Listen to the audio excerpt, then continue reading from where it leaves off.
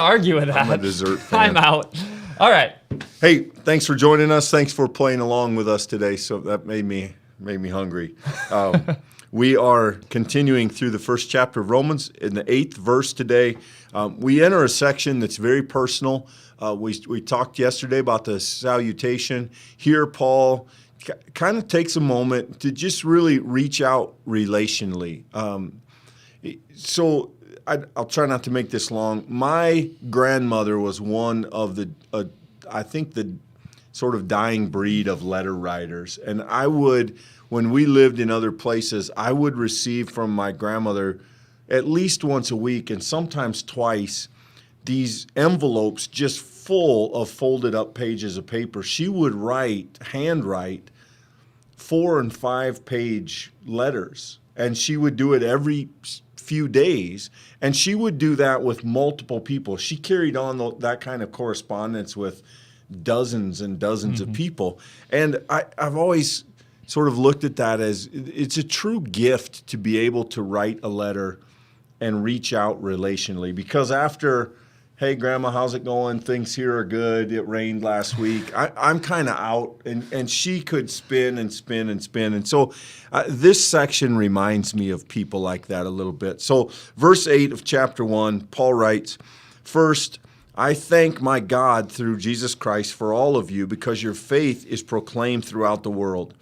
The God whom I serve with my spirit by announcing the gospel of his Son is my witness that without ceasing I remember you always in my prayers, asking that by God's will I may somehow at last succeed in coming to you.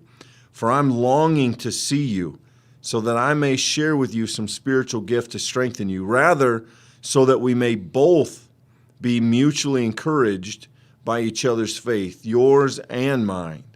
I want you to know, brothers and sisters, that I have often intended to come to you, but this far have been prevented, in order that I may reap some harvest among you, as I have among the rest of the Gentiles.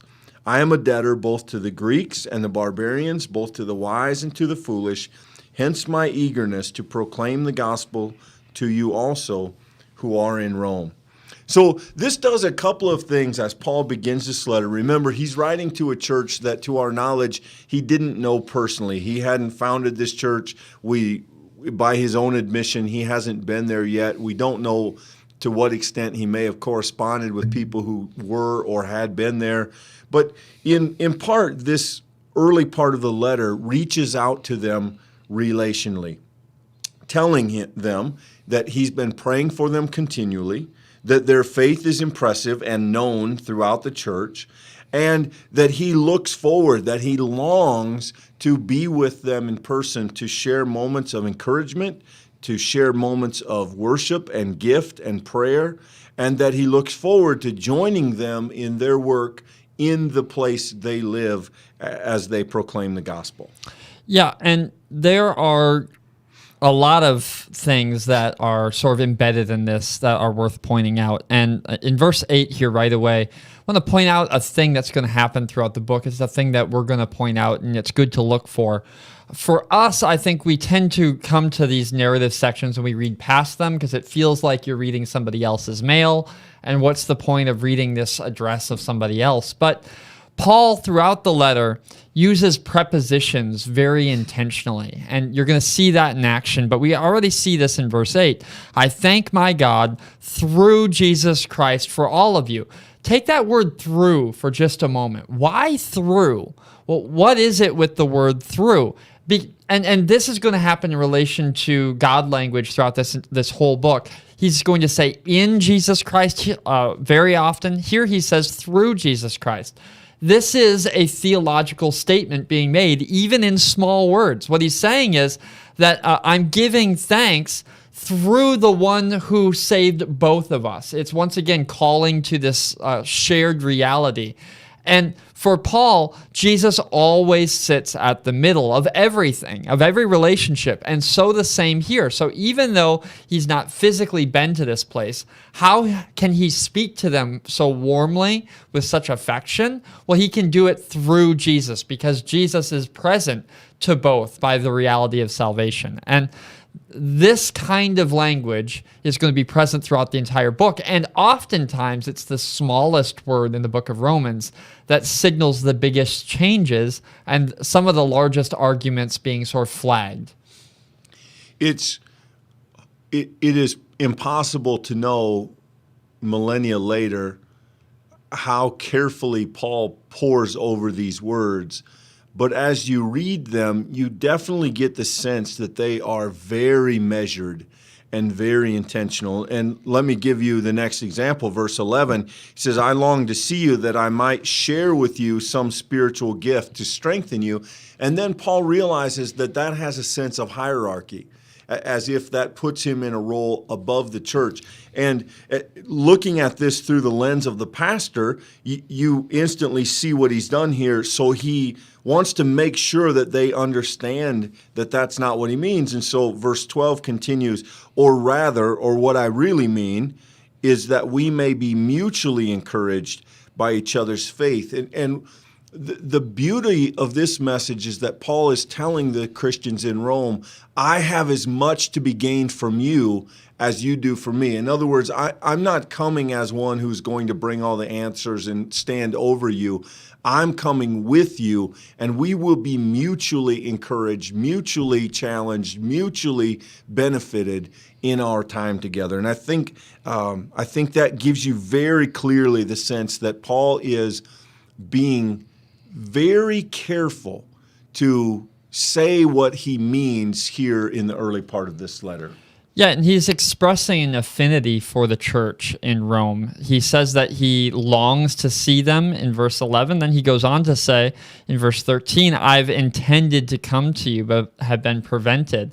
And why does he long to go to them so much? Well, he answers that. I went by it, in order that I may reap some harvest among you, as I have among the rest of the Gentiles. Well, what is a shared reality in Rome? Well, this church seems to have a large proportion of Gentile believers. And so Paul is on some level saying, we share this reality of the gospel, this sort of circle of inclusion.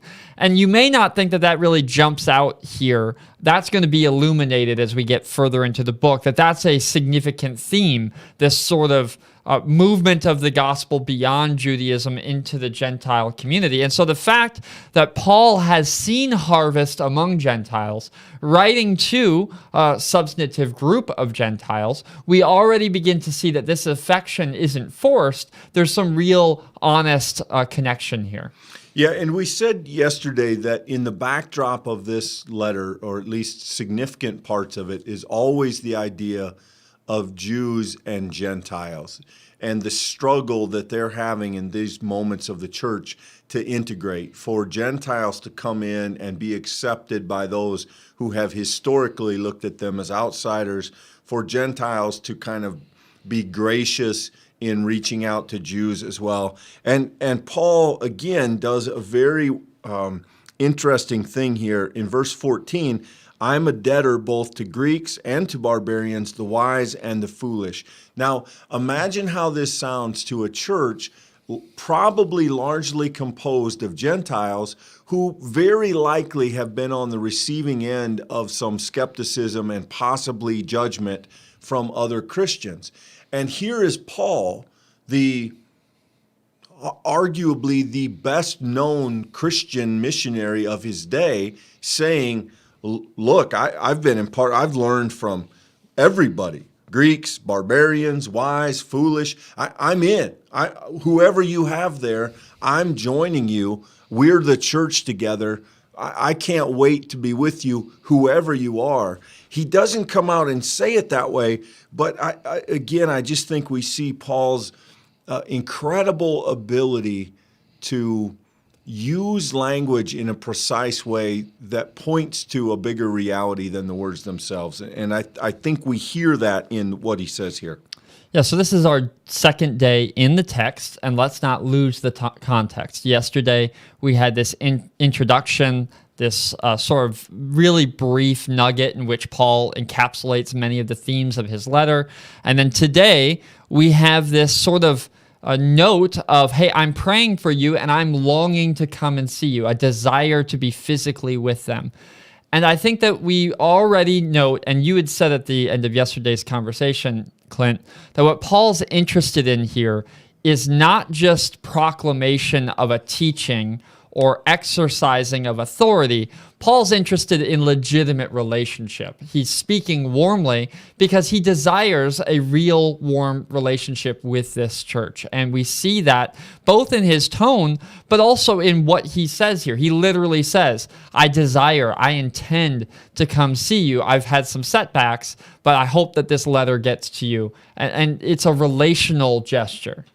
Yeah, again, genuine affection, genuine a wish to be with them. I think if you're reading this letter, you clearly begin with a deep sense of Paul's appreciation and eagerness to be with you. So a great start to a letter here. I think we'll put it on hold there. We jump into meat pretty quick. We'll save that for Monday of next week. Oh, I should remind everybody, our plan for the next 2 weeks will be to meet on Monday, Tuesday, Wednesday of each week. We'll take Thursday, Friday of both Christmas week and New Year's week. And so we will have 3-day weeks for the next 2 weeks. That's right. And we hope to see you for worship on Sunday. We're excited because this Sunday we have, as part of worship, our children's Christmas program, and you're not going to miss it. It's a lot of fun. And if you would like to, if you plan to be in church for Christmas Eve, hit the website, hit the link that you have in your email, and please get signed up. The reservation thing, some people have asked questions about it. Really, its only purpose is that it allows us to use the sanctuary in a way that we think is responsible. And so limiting the number is just a matter of how we can spread people out. So that helps us a great deal. We're glad that you've been with us today. I'll look forward to seeing you on Monday, if not before. Thanks, everybody. Thank you for joining us for this daily Bible study. If this is your first time, welcome. We are so glad that you have joined us for this time of intentional study of God's Word. You will find in the description of this video a link to our website. We would love to get to know who you are. We'd love to reach out and greet you personally. But be sure, whether or not this is your first time, to like this video. If you're on Facebook, share it so that other people might be able to find it too. If you're on YouTube, consider subscribing. You'll receive more content like this every day at 2 o'clock Central Standard Time. On top of that, every Wednesday at 9 o'clock, we release a Pastor Talk podcast, which goes through different series, but all of them about faith and life and discipleship of Jesus Christ. Friends, regardless of how many times you've been with us, we hope that this day has been meaningful for you as you seek to follow Jesus Christ. So until next time, be blessed. We look forward to seeing you soon.